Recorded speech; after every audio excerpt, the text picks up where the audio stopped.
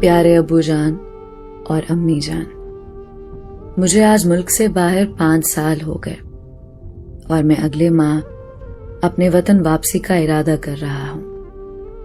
میں نے اپنے ویزا کے لیے جو قرض لیا تھا وہ ادا کر چکا ہوں اور کچھ اخراجات پچھلی چھٹی پر ہو گئے تھے تحفے تحائف لینے میں، اور کچھ دیگر اخراجات۔ اب میرے پاس کوئی بڑی رقم موجود نہیں، لیکن میری صحت ابھی ٹھیک ہے اور میں خود کو اس قابل سمجھتا ہوں کہ پاکستان جا کر کوئی بھی اچھی نوکری کر سکوں اور گھر کے اخراجات چلا سکوں۔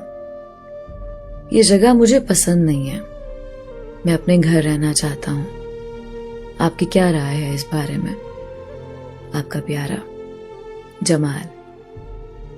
پیارے بیٹے جمال، تمہارا خط ملا اور ہمیں تمہاری چھٹی کے بارے میں پڑھ کر خوشی ہوئی۔ باقی تمہاری امی کہہ رہی تھی کہ گھر کی حالت بہت خراب ہو رہی ہے اور تم جانتے ہو برسات شروع ہونے والی ہے۔ یہ گھر رہنے کے قابل نہیں ہے۔ گھر چونکہ پرانی اینٹوں اور لکڑیوں سے بنا ہے، اس لیے اس کی مرمت پر کافی خرچ آئے گا۔ ہم سوچ رہے ہیں کہ کنکریٹ اور سیمنٹ سے بنا ہوا گھر ہو تو بہت اچھا ہو۔ ایک اچھا اور نیا گھر وقت کی ضرورت ہے۔ تم جانتے ہو یہاں کے کیا حالات ہیں۔ اگر تم یہاں آ کر کام کرو گے تو اپنی محدود سی کمائی سے گھر کیسے بنا پاؤ گے؟ خیر، گھر کا ذکر تو ویسے ہی کر دیا، آگے جیسے تمہاری مرضی۔ تمہاری پیاری امی اور ابو۔ پیارے ابو جان اور امی جان، میں حساب لگا رہا تھا، آج مجھے پردیس میں 10 سال ہو چکے ہیں۔ اب میں اکثر تھکا تھکا رہتا ہوں، گھر کی بہت یاد آتی ہے اور اس ریگستان میں کوئی ساتھی نہیں ہے۔ میں سوچ رہا ہوں اگلے ماہ ملازمت چھوڑ کر ہمیشہ کے لیے گھر آ جاؤں۔ 10 سال کے عرصے میں الحمدللہ ہمارا پکا گھر بن چکا ہے اور ہمارے اوپر جو قرضے تھے وہ بھی میں اتار چکا ہوں۔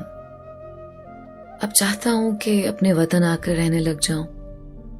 اب پہلے والی ہمت تو نہیں رہی، لیکن پھر بھی کچھ نہ کچھ کر کے ٹیکسی چلا کے گھر کا خرچ چلا لوں گا۔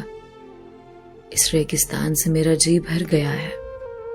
اب اپنے بچوں کے ساتھ رہنا چاہتا ہوں۔ آپ کی کیا رائے ہے؟ آپ کا پیارا جمال۔ پیارے بیٹے جمال، تمہارا خط ملا اور ہم پچھتا رہے ہیں اس وقت کو جب ہم نے تمہیں باہر جانے دیا۔ تم ہمارے لیے اپنے لڑکپن سے ہی کام کرنے لگ گئے۔ ایک چھوٹی سی بات کہنی تھی بیٹا، تمہاری بہنا زینب اب بڑی ہو گئی ہے، اس کی عمر 20 سے اوپر ہو گئی۔ اس کی شادی کے لیے کچھ سوچا؟ کوئی بچت کر رکھی ہے اس کے لیے کہ نہیں؟ بیٹا، ہماری تو اب یہی خواہش ہے کہ زینب کی شادی ہو جائے اور ہم اطمینان سے مر سکیں۔ بیٹا ناراض مت ہونا، ہم تم پر کوئی بوجھ نہیں ڈالنا چاہتے۔ تمہاری پیاری امی اور ابو۔ پیارے ابو جان اور امی جان، آج مجھے پردیس میں 14 سال ہو گئے۔ یہاں کوئی اپنا نہیں ہے۔ دن رات گدھے کی طرح کام کر کے میں بیزار ہو چکا ہوں۔ کمہار کا گدھا جب دن بھر کام کرتا رہتا ہے تو رات کو گھر لا کر اس کا مالک اس کے آگے پٹھے ڈال دیتا ہے اور اسے پانی بھی پلاتا ہے، پر میرے لیے تو وہ بھی کوئی نہیں کرتا۔ کھانا پینا بھی مجھے خود ہی کرنا پڑتا ہے۔ بس اب میں ویزا ختم کروا کر واپس آنے کا سوچ رہا ہوں۔ پچھلے کچھ سالوں میں اللہ کی مدد سے ہم زندگی کی بیشتر آزمائشوں سے نکلنے میں کامیاب ہو گئے۔ زینب بہنا کی شادی ہو چکی ہے اور اب وہ اپنے گھر میں سکھی ہے۔ اس کے سسرال والوں کو خوش رکھنے کے لیے میں اکثر تحفے تحائف بھی بھیج دیتا ہوں۔ اللہ کے کرم سے آپ لوگوں کو میں نے حج بھی کروا دیا اور کوئی قرضہ بھی باقی نہیں ہے. بس کچھ بیمار رہنے لگا ہوں. بی پی بڑھا ہوا ہے اور شوگر بھی ہو گئی ہے. لیکن جب گھر آؤں گا گھر کے پرسکون ماحول میں رہوں گا اور گھر کا کھانا کھاؤں گا تو انشاءاللہ اچھا ہو جاؤں گا. اور ویسے بھی اگر یہاں مزید رہا تو میری تنخواہ تو دوائی دارو میں چلی جائے گی. وہاں آ کر کسی حکیم سے سستی دوائی لے کر کام چلا لوں گا. اب بھی مجھ میں اتنی سکت ہے کہ کوئی ہلکا کام جیسے پرائیویٹ گاڑی چلانا کر لوں گا. آپ کا پیارا جمال. پیارے بیٹے جمال، بیٹا ہم تمہارا خط پڑھ کر کافی دیر روتے رہے. اب تم پردیس مت رہنا، لیکن تمہاری بیوی زارا نے کچھ کہنا تھا تم سے، اس کی بات بھی سن لو. پیارے جمال، میں نے کبھی آپ کو کسی کام کے لیے مجبور نہیں کیا اور کسی چیز کے لیے کبھی ضد نہیں کی، لیکن اب مجبوری میں کچھ کہنا پڑ رہا ہے مجھے.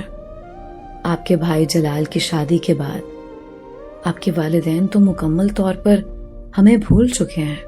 ان کا تمام پیار نئی نویلی دلہن کے لیے ہے. میں نے تو یہ بھی سنا ہے کہ وہ آبائی گھر جلال کو دینے کا سوچ رہے ہیں.